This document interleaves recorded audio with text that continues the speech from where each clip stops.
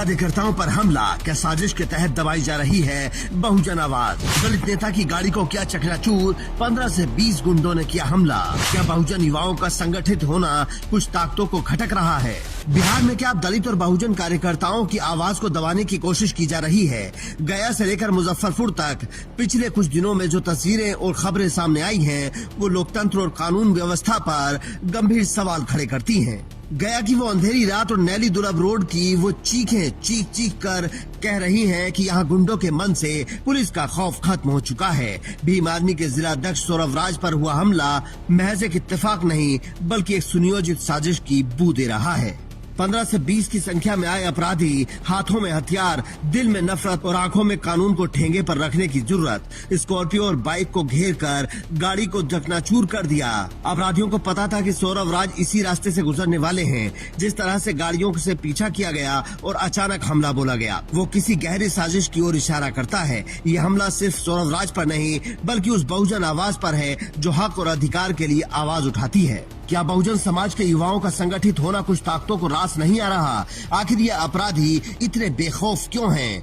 क्या इन्हें किसी सफेद पोश का संरक्षण प्राप्त है? सवाल ये भी है कि क्या इन अपराधियों के मन में अब कानून का कोई खौफ नहीं बचा? कड़ियां जोड़िए, कहानी साफ हो जाएगी। अभी बीते दिनों ही मुजफ्फरपुर में बीजेपी के मंत्री लखेंद्र पासवान और भीम आर्मी के प्रदेश अध्यक्ष अमरज्योति पासवान के बीच मंच पर ही भिड़ंत हुई थी। भीम आर्मी के प्रदेश अध्यक्ष का गुनाह सिर्फ इतना था कि बाबा चौहरमल की जयंती पर दलित समाज के जरूरी मुद्दे को उठा दिया। मंत्री जी को सच चुप गया और मंच पर ही बोलने से रोकने का खेल शुरू हो गया।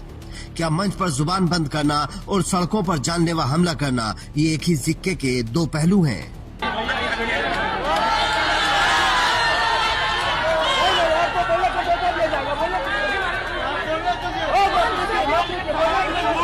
देखिए, भारतीय जनता पार्टी के मंत्री हैं लखेंद्र पासवान और भीम आर्मी के प्रदेश अध्यक्ष अमरज्योति के बीच नोक-झोंक हो गया है।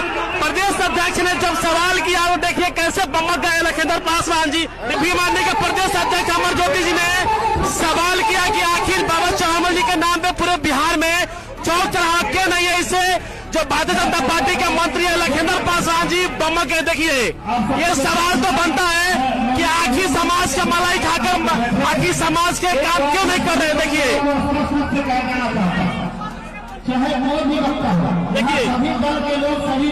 क्या गया में हमला हुआ इसी वैचारिक और राजनीतिक लड़ाई का नतीजा है? बहुजन समाज के कार्यकर्ताओं का आरोप है कि उन्हें लगातार निशाना बनाया जा रहा है। एक तरफ मंच पर आवाज दबाई जा रही है और दूसरी तरफ सड़कों पर जानलेवा हमले हो रहे हैं। दलित और बहुजनों के नजरिए से देखें तो यह हमला एक डराने की कोशिश है, एक संदेश देने की कोशिश है कि अगर आप अपने हक की बात करेंगे तो अंजाम ऐसा ही होगा। लेकिन अपराधी ये भूल गए कि ये 21वीं सदी का जागरूक बहुजन समाज है। भीम आर्मी के कार्यकर्ताओं का कहना है कि वो इस तरह की कायराना हरकतों से डरने वाले नहीं हैं, बल्कि उनका संघर्ष और भी मजबूत होगा। ऐसे में सवाल उठ रहा है कि ये कैसी सरकार है जहां मंत्रियों के सामने बोलने पर पाबंदी है और कार्यकर्ताओं के लिए सड़कों पर मौत का जाल बिछाया जा रहा है? क्या बिहार में अब दलित और पिछड़े समाज के नेतृत्व को कुचलने की कोशिश हो रही है?